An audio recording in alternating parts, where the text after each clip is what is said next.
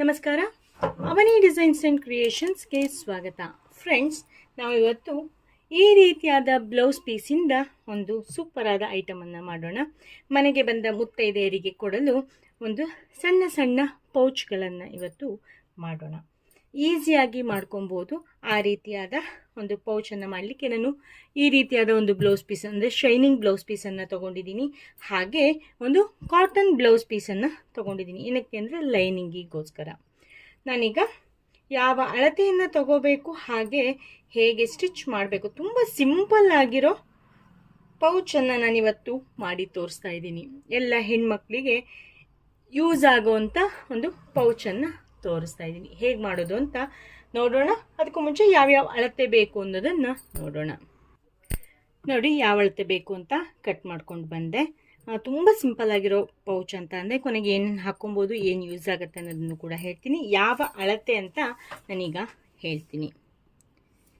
10 ಇಂಚು ಉದ್ದ, ಹಾಗೆ 8.25 ಇಂಚು 8.25 ಇಂಚು ಆಗಲ್ಲ, 8.25 ಇಂಚು ಹತ್ತತ್ರನೇ ಇದೆ. ಒಂದು ಪಾಯಿಂಟ್ ಎಲ್ಲೋ ಮಿಸ್ ಆಗಿದೆ. ಅದೇ ರೀತಿಯಾಗಿ ರೆಡ್ ಕಲರನ್ನು ಕೂಡ ಅದೇ ಅಳತೆಗೆ ಕಟ್ ಮಾಡ್ಕೊಂಡಿದ್ದೀನಿ. ಈಗ ಏನು ಮಾಡ್ತೀನಿ ಅಂತಂದರೆ, ಫಸ್ಟು ನಾನು ಒಂದು ಸೈಡ್ ಅಂದರೆ ಈ ಒಂದು ಸೈಡು ಮತ್ತು ಈ ಒಂದು ಸೈಡು, ಎರಡು ಸೈಡನ್ನು ಕೂಡ ಸ್ಟಿಚ್ ಮಾಡ್ಕೊತೀನಿ. ಅಥವಾ ಈ ಸೈಡು ಒಟ್ಟು ಎರಡು ಸೈಡಲ್ಲಿ ಸ್ಟಿಚ್ ಮಾಡ್ಕೊತೀನಿ. ಈ ಎರಡು ಸ್ಟೈಲು ಇದನ್ನು ಓಪನ್ ಆಗಿ ಇಡ್ತೀನಿ. ಇಲ್ಲ ಹೀಗೆ ಮೂರನ್ನು ಕೂಡ ಸೇರಿಸಿ ಹೊಲ್ಕೊಬೇಕು. ನಾವೀಗ ಫಸ್ಟು ಇವೆರಡನ್ನು ಹೊಲಿಯೋಣ, ಆಮೇಲೆ ಏನು ಮಾಡಬೇಕು ಅನ್ನೋದನ್ನು ಹೇಳ್ತೀನಿ. ನೋಡಿ, ಎಡ್ಜಲ್ಲಿ ಎರಡು ಕಡೆ ಸ್ಟಿಚ್ ಹಾಕ್ಕೊಂಡು ತೊಗೊಂಡು ಬಂದಿದ್ದೀನಿ. ಈಗ ಏನು ಮಾಡಬೇಕಪ್ಪ ಅಂದರೆ, ಇದನ್ನು ನಾವು ಹಿಂದೆ ಮುಂದೆ ಮಾಡ್ಕೊಬೇಕು. ಹೀಗೆ ಮಾಡಿಕೊಂಡು ಕರೆಕ್ಟಾಗಿ ಹೀಗೆ ಇಟ್ಕೊಂಡು ಸ್ವಲ್ಪ ಇದರ ಮೇಲೆ ಐರನ್ನನ್ನು ಮಾಡ್ಕೊಬೇಕು. ಆವಾಗ ನಮಗೆ ನೀಟಾಗಿ ಬರುತ್ತೆ. ನೀಟಾಗಿ ಐರನ್ ಮಾಡಿಕೊಂಡ್ರೆ ಚೆನ್ನಾಗಿ ಕೂರುತ್ತೆ. ನೋಡಿ ಈಗ ಎಷ್ಟು ಚೆನ್ನಾಗಿ ಕೂತಿದೆ ಅಂತ. ಅಂದರೆ ನಾವು ಇಲ್ಲಿ ಮಧ್ಯೆ ಎಲ್ಲ ಸ್ಟಿಚ್ ಹಾಕ್ಕೊಬೇಕು ಅಂತ ಏನಿರೋದಿಲ್ಲ, ಬೇಕಾದರೆ ಹಾಕ್ಕೊಬೋದು, ಇನ್ನು ನೀಟಾಗಿ ಕಾಣಿಸುತ್ತೆ.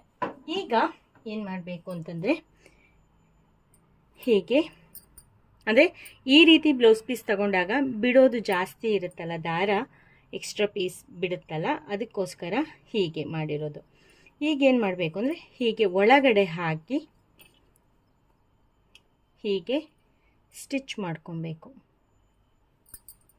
ಹೀಗೆ ದಾರ ಹೊರಗಡೆ ಬರದೇ ಇರೋ ರೀತಿಯಲ್ಲಿ ಹೀಗೆ ಸ್ಟಿಚ್ ಮಾಡ್ಕೊಬೇಕು. ಎರಡೂ ಕಡೆಯೂ ಕೂಡ ಅದೇ ರೀತಿ ಮಾಡ್ಕೊಬೇಕು.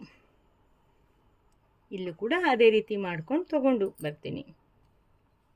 ನೋಡಿ, ಇಲ್ಲಿ ಸ್ಟಿಚ್ ಮಾಡಿಕೊಂಡು ತಗೊಂಡು ಬಂದಿದ್ದೀನಿ.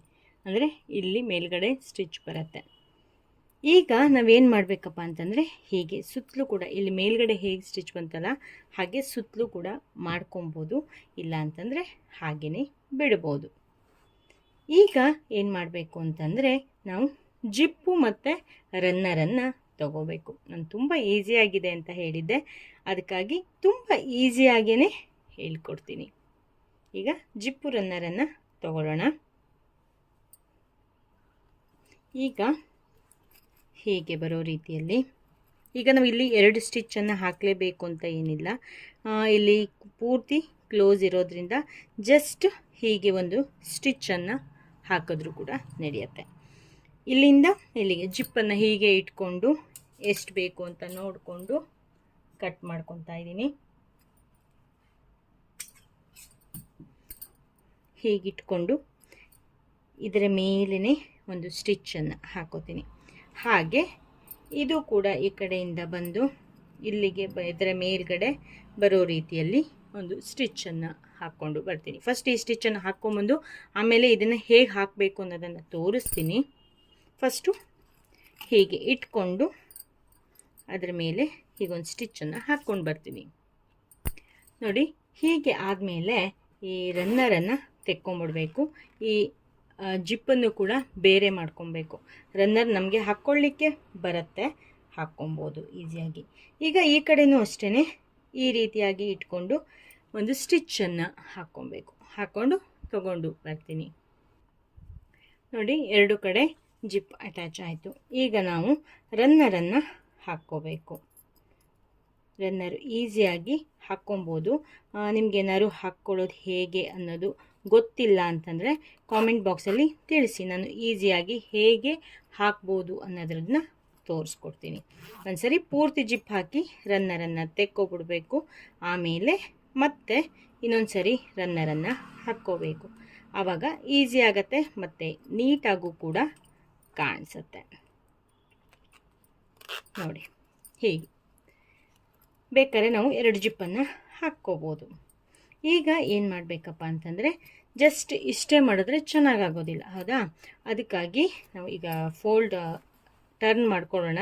ಏನಕ್ಕೆಂದರೆ ಇದು ನಮಗೆ ಒಳಗಡೆ ಬರಬೇಕು, ಅದಕ್ಕೋಸ್ಕರ. ಹೀಗೆ ಪೂರ್ತಿಯಾಗಿ ಫಿನಿಶ್ ಕೊಟ್ಕೊಂಡಿರೋದ್ರಿಂದ ದಾರಗಳು ಎಲ್ಲೂ ಹೊರಗಡೆ ಬರುತ್ತೆ ಅನ್ನೋದು ಇರೋದಿಲ್ಲ. ಹಾಗೆ ಮಾರ್ಕೆಟಲ್ಲಿ ಈ ರೀತಿಯಾದ ಬ್ಲೌಸಿಗೆ ಕೊಡುವಂಥ ಲೇಸ್ ಸಿಗುತ್ತೆ. ಇದನ್ನು ನಾವು ಒಳಗಡೆ ಹಾಕಿ ಸ್ಟಿಚ್ ಮಾಡೋದ್ರಿಂದ ಒಂಥರ ಚೆನ್ನಾಗೆ ಕಾಣಿಸುತ್ತೆ. ಈ ರೀತಿ ಒಳಗಡೆ ಹಾಕಬೇಕು, ಫೋಲ್ಡ್ ಮಾಡಿ. ಇಲ್ಲಿಂದ ಇಲ್ಲಿಗೊಂದು ಸ್ಟಿಚ್ಚು, ಇಲ್ಲಿಂದ ಇಲ್ಲಿಗೊಂದು ಸ್ಟಿಚ್ಚು ಹಾಕ್ಕೊಂಡು ತಗೊಂಡು ಬರ್ತೀನಿ. ನೋಡಿ, 2 ಕಡೆಯೂ ಕೂಡ ಸ್ಟಿಚ್ ಆಯಿತು. ಈಗ ಏನು ಮಾಡಬೇಕು, ಜಿಪ್ಪನ್ನು ಓಪನ್ ಮಾಡ್ಕೋಬೇಕು.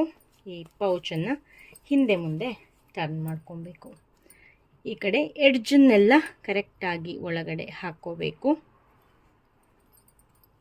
ನಾವು ಅರಿಶಿನ ಕುಂಕುಮಕ್ಕೆ ಬಂದವರಿಗೆ ಸುಮ್ಮನೆ ಅರಿಶಿನ ಕುಂಕುಮ ಅಷ್ಟೇ ಕೊಟ್ಟು ಕಳಿಸೋದ್ರಕ್ಕಿಂತ, ಮತ್ತು ನಾವು ದುಡ್ಡು ಕೊಟ್ಟು ಏನೇನೋ ತರೋದ್ರಕ್ಕಿಂತ ಈ ರೀತಿಯಾಗಿ ಮಾಡಿಕೊಟ್ರೆ ಚೆನ್ನಾಗೂ ಕೂಡ ಇರುತ್ತೆ. ನೋಡಿ, ಇದರಲ್ಲಿ ಕನ್ನಡಕ ಆಗಿರ್ಬೋದು, ಮತ್ತು ಸಣ್ಣ ಪುಟ್ಟದ್ದೇನೋ ನಾವಿಲ್ಲ ಅಂಗಡಿಗೆ ಹೋಗಿ ಬರ್ತೀವಿ ಅಂತ ಅಂದರೆ ಒಂದಷ್ಟು ದುಡ್ಡನ್ನು ಇಟ್ಕೊಂಡು ಹೋಗ್ಬೋದು. ಈ ರೀತಿಯಾಗಿ ಕೈಯಲ್ಲಿ ಹಿಡ್ಕೊಂಡು ಹೋಗ್ಲಿಕ್ಕೂ ಕೂಡ ಚೆನ್ನಾಗೇ ಆಗತ್ತೆ.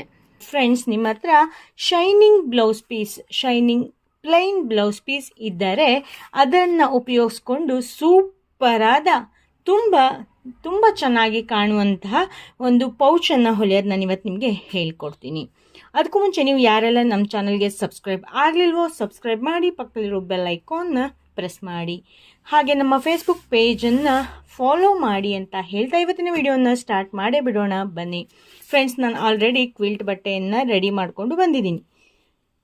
ಲೈನಿಂಗ್ ಕ್ಲಾತ್, ಸ್ಪಾಂಜ್ ಮತ್ತು ಮೇನ್ ಪೀಸು ಶೈನಿಂಗ್ ಬ್ಲೌಸ್ ಪೀಸನ್ನು ತೊಗೊಂಡಿದ್ದೀನಿ. ಇದು ನಾರ್ಮಲ್ ಅದೇ ಕಲರಿನ ಬ್ಲೌಸ್ ಪೀಸ್ ಇತ್ತು, ಅದನ್ನು ಕೂಡ ತೊಗೊಂಡಿದ್ದೀನಿ. ಮತ್ತು ಒಂದು ಪ್ಲೇಟನ್ನು ಇಟ್ಟು ಸರ್ಕಲ್ ಶೇಪ್ ಮಾಡ್ಕೊಂಡಿದ್ದೀನಿ. ನಾನು ಇದು ಯಾವ ಅಳತೆ ಬೇಕಾರೆ ಅಂತ ಹೇಳ್ತೀನಿ. ಅಂದರೆ ನಾರ್ಮಲಾಗಿ ಒಂದು ಸರ್ಕಲ್ 11.5 ಇಂಚು ಇದೆ. ಅಂದರೆ ಇಷ್ಟೇ ಬೇಕು ಅಷ್ಟೇ ಬೇಕು ಅಂತ ಏನಿಲ್ಲ. ನಾನು ಜಸ್ಟ್ ಒಂದು ಪ್ಲೇಟನ್ನು ಇಟ್ಟು ಸರ್ಕಲ್ ಮಾಡಿಕೊಂಡು ಅದಕ್ಕೆ ಕ್ವಿಲ್ಟನ್ನು ರೆಡಿ ಮಾಡ್ಕೊಂಡಿದ್ದೀನಿ. ಹೀಗೆ ಮಧ್ಯಕ್ಕೆ ಹೀಗೆ ಫೋಲ್ಡ್ ಮಾಡ್ಕೊಬೇಕು. ಫೋಲ್ಡ್ ಮಾಡ್ಕೊಂಡು ಆದಮೇಲೆ ಇಲ್ಲಿ ಮಿಡ್ಲು ಪೀಸ್ ಬಂದಿರುತ್ತಲ್ಲ, ಅಲ್ಲಿ 1.5 ಇಂಚಿನಷ್ಟು ಇಲ್ಲಿ ಮಾರ್ಕನ್ನು ಮಾಡಬೇಕು.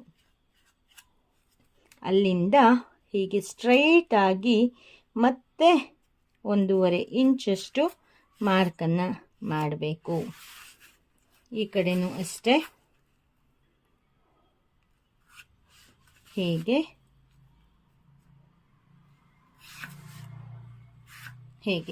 ನಾವಿಲ್ಲಿ ಏನು ಮಾರ್ಕ್ ಮಾಡ್ಕೊಂಡಿದ್ದೀವಲ್ಲ ಅದನ್ನು ನಾವು ಕಟ್ ಮಾಡಿ ತೆಕ್ಕೊಬಿಡಬೇಕು. ನಾನಿಲ್ಲಿ ಏನು ಪಿನ್ಗಿನ್ ಏನು ಹಾಕ್ಕೊಳ್ದೆ ಕಟ್ ಮಾಡ್ತಾ ಇದ್ದೀವಲ್ಲ, ಅದಕ್ಕಾಗಿ ಆ ಸರ್ಕಲ್ ಬಟ್ಟೆ ಎಲ್ಲೂ ಬಿಟ್ಟು ಹೋಗದೇ ಇರೋ ರೀತಿಯಲ್ಲಿ ನೀವು ನೋಡಿಕೊಂಡು ಕಟ್ ಮಾಡ್ಕೊಬೇಕು. ಇಲ್ಲ ಅಂತಂದರೆ ಒಂದೊಂದು ಕಡೆ ಒಂದೊಂದು ಥರ ಬರೋ ಚಾನ್ಸಸ್ ಇರುತ್ತೆ. ನಿಧಾನ ಕಟ್ ಮಾಡ್ಕೊಳ್ಳಿ, ಅದಕ್ಕಿಂತ ಆ ಕಡೆ ಎಲ್ಲೂ ಹೋಗೋದು ಬೇಡ. ನಾವು ಸರ್ಕಲ್ ಬಟ್ಟೆಯನ್ನು ಕಟ್ ಮಾಡ್ಕೊಂಡು ಆದಮೇಲೆ ಈ ರೀತಿಯಾಗಿ ಆಗುತ್ತೆ. ನಾವೀಗ ಇಲ್ಲಿಂದ ಹಿಡಿದು ಇಲ್ಲಿವರೆಗೆ ಈ ಶೇಪ್ ಇದೆಯಲ್ಲ, ಸರ್ಕಲ್ ಶೇಪ್ ಏನಿದೆಯಲ್ಲ, ಅಲ್ಲಿ ನಾವು ಜಿಪ್ಪನ್ನು ಹಚ್ಕೊಬೇಕು. 2 ಕಡೆನೂ ಅಷ್ಟೇ ಜಿಪ್ಪನ್ನು ಹಚ್ಕೊಂಡು ತಗೊಂಡು ಬರ್ತೀನಿ.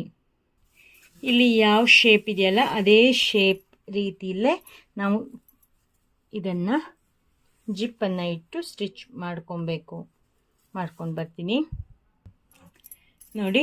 ಈಗ ಎರಡು ಕಡೆಯೂ ಕೂಡ ಜಿಪ್ಪನ್ನು ಹೊಲ್ಕೊಂಡಾಯಿತು. ಈಗ ನಾವು ಇದಕ್ಕೆ ರನ್ನರನ್ನು ಹಾಕ್ಕೊಬೇಕು. ಒಂದು ರನ್ನರ್ ಸಾಕಾಗತ್ತೆ, ತುಂಬ ದೊಡ್ಡದಾಗಿ ಏನು ಇಲ್ಲ ಫ್ರೆಂಡ್ಸ್. ನಾನು ರನ್ನರ್ ಹಾಕೋದು ಈಸಿಯಾಗಿ ಹೇಗೆ ಅಂದ್ಕೊಂಡು ನಾನು ವಿಡಿಯೋ ಮಾಡಿ ಹಾಕಿದ್ದೀನಿ. ಈಗ ನಾವೇನು ಮಾಡಬೇಕು ಅಂತಂದರೆ ಒಂದು ಸರಿ ಹಾಕಿ ತೆಕ್ಕೊಂಬಿಡ್ಬೇಕು, ಆವಾಗ ನಮಗೆ ಈಸಿಯಾಗಿ ಬರುತ್ತೆ. ಈಗ ಇನ್ನೊಂದು ಸರಿ ಹಾಕ್ಕೊಂಡು ಮಿಡ್ಲಲ್ಲಿ ನಿಲ್ಲಿಸ್ಕೊಬೇಕು. ನಾವು ಬಟ್ಟೆಯನ್ನು ಹಿಂದೆ ಮುಂದೆ ಮಾಡಿಕೊಂಡೇ ರನ್ನರನ್ನು ಹಾಕ್ಕೊಂಬಿಟ್ರೆ ಹೊಲಿಲಿಕ್ಕೆ ಇನ್ನೂ ಈಸಿಯಾಗಿ ಬರುತ್ತೆ. ಈಗ ನಾವೇನು ಮಾಡಬೇಕು ಅಂದರೆ ಇದು ಕೂಡ ಹೀಗಿರುತ್ತಲ್ಲ, ಹೀಗೆ ಕಟ್ ಮಾಡ್ಕೊಂಡಿದ್ವಲ್ಲ, ಹೀಗೆ ಇಟ್ಕೊಂಡು ಕರೆಕ್ಟಾಗಿ ಬರೋ ರೀತಿಯಲ್ಲಿ ಇಲ್ಲಿಂದ ಇಲ್ಲಿಗೆ ಮತ್ತು ಈ ಕಡೆನೂ ಅಷ್ಟೇ ಈ ಕಡೆ ಬರೋ ರೀತಿಯಲ್ಲಿ ಇಲ್ಲಿಂದ ಇಲ್ಲಿಗೆ ಸ್ಟಿಚ್ ಮಾಡಿಕೊಂಡು ತಗೊಂಡು ಬರ್ತೀನಿ. ಆಮೇಲೆ ಯಾವ ರೀತಿ ಕಾಣಿಸುತ್ತೆ, ಏನು ಮಾಡಬೇಕು ಅನ್ನೋದನ್ನು ಹೇಳ್ತೀನಿ ನೋಡಿ. ಈಗ ಎರಡೂ ಕಡೆಯೂ ಕೂಡ ಸ್ಟಿಚ್ ಆಯಿತು. ಎಕ್ಸ್ಟ್ರಾ ಸ್ವಲ್ಪ ಜಿಪ್ಪೆಲ್ಲ ಮುಂದೆ ಬಂದಿರುತ್ತಲ್ಲ ಅದನ್ನೆಲ್ಲ ಕಟ್ ಮಾಡ್ಕೊಂಡಿದ್ದೀನಿ. ಈಗ ನಾವು ಜಿಪ್ಪನ್ನು ಓಪನ್ ಮಾಡಿ ಪೌಚನ್ನು ಹಿಂದೆ ಮುಂದೆ ಮಾಡಬೇಕು. ತುಂಬ ಸಿಂಪಲ್ಲಾಗಿ ಬೇಗ ಹೊಲಿದು ಮುಗಿಸುವಂತಹ ಪೌಚು ನೋಡಿ. ಈ ರೀತಿಯಾದ ಪೌಚ್ ಎಷ್ಟು ಚೆನ್ನಾಗಿ ಕಾಣಿಸುತ್ತೆ ಅಂತ ನೋಡಿ. ಮತ್ತು ಇಷ್ಟು ಸಣ್ಣದು ಅಂತಲೂ ಅನಿಸಿದ್ರು ಕೂಡ ನೋಡಿ, ಇಷ್ಟು ಅಗಲ ಬಂದಿರುತ್ತೆ ಒಳಗಡೆ. ನಮ್ಮ ಐಟಮ್ಗಳು ತುಂಬ ಹಿಡಿಸುತ್ತೆ ನೋಡಿ, ಎಷ್ಟು ದೊಡ್ಡಕ್ಕೆ ಇದೆ, ತುಂಬ ಐಟಮ್ಗಳೆಲ್ಲ ಹಿಡಿಸುತ್ತೆ. ನಿಮಗೆ ಇದು ಇಷ್ಟ ಆಯಿತು ಅಂತ ಅಂದ್ಕೊತೀನಿ. ಇಷ್ಟ ಆದರೆ ಲೈಕ್ ಮಾಡಿ, ಶೇರ್ ಮಾಡಿ, ಕಾಮೆಂಟ್ ಮಾಡಿ. ನೀವಿನ್ನೂ ನಮ್ಮ ಚಾನಲ್ಗೆ ಸಬ್ಸ್ಕ್ರೈಬ್ ಆಗದೇ ಇದ್ದರೆ ಸಬ್ಸ್ಕ್ರೈಬ್ ಮಾಡಿ, ಪಕ್ಕದಲ್ಲಿರೋ ಬೆಲ್ ಐಕಾನ್ನ ಪ್ರೆಸ್ ಮಾಡಿ. ನೆಕ್ಸ್ಟ್ ಅಪ್ಡೇಟಿಗಾಗಿ ಮತ್ತೆ ಕಾಯ್ತಾ ಇರಿ ಅಂತ ಹೇಳ್ತಾ ಇವತ್ತಿನ ವಿಡಿಯೋವನ್ನು ಮುಗಿಸ್ತಾ ಇದ್ದೀನಿ. Thank you, bye, take care, ಶುಭ ದಿನ. ವಿಡಿಯೋ ನೋಡಿದ್ದಕ್ಕಾಗಿ ಧನ್ಯವಾದಗಳು. ನೆಕ್ಸ್ಟ್ ಅಪ್ಡೇಟಿಗಾಗಿ ಕಾಯ್ತಾ ಇರಿ. Thank you, bye, take care, ಶುಭ ದಿನ.